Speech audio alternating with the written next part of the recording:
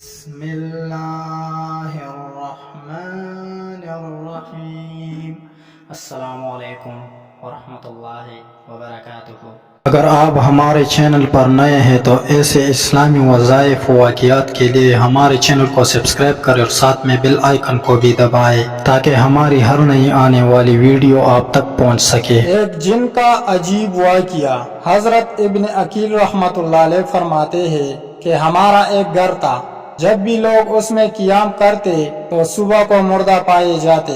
ایک مرتبہ ایک مغربی شخص آیا اور اس نے اس مکان کو پسند پر خرید لیا اور اس گھر میں رات بسر کی اور صبح کو صحیح سالم تھا۔ یہ دیکھ کر پڑوسی حیران ہوئے۔ وہ شخص اس گھر میں زمانہ دراز تک رہا، پھر کہیں اور چلا گیا۔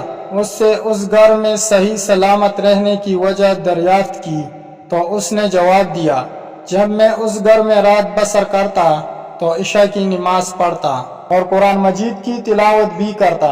اچانک میں نے ایک جوان کو دیکھا جو کنویں سے باہر نکل رہا تھا، تو اس نے مجھے سلام کیا تو میں ڈر گیا۔ اس نے کہا، ڈرو نہیں، مجھے بھی قرآن مجید سکھاؤ۔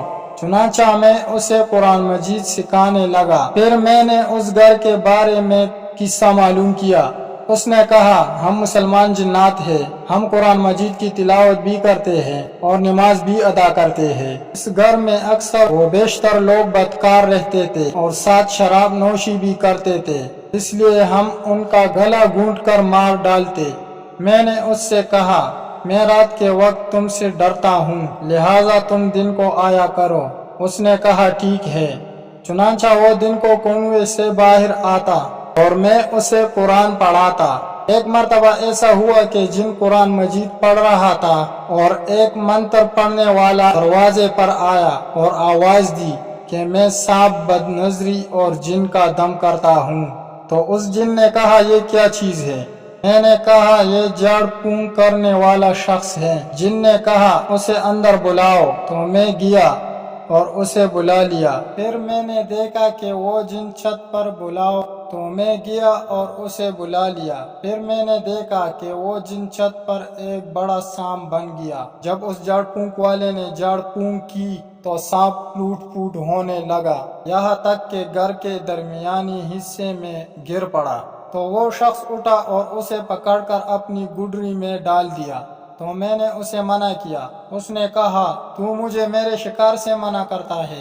پھر میں نے اس کو ایک اشرفی دی تو وہ چلا گیا۔ پھر اس نے حرکت کی، سانپ سے جن کی شکل میں ظاہر ہوا، لیکن وہ کمزور ہو کر پیلا اور دبلا ہو چکا تھا۔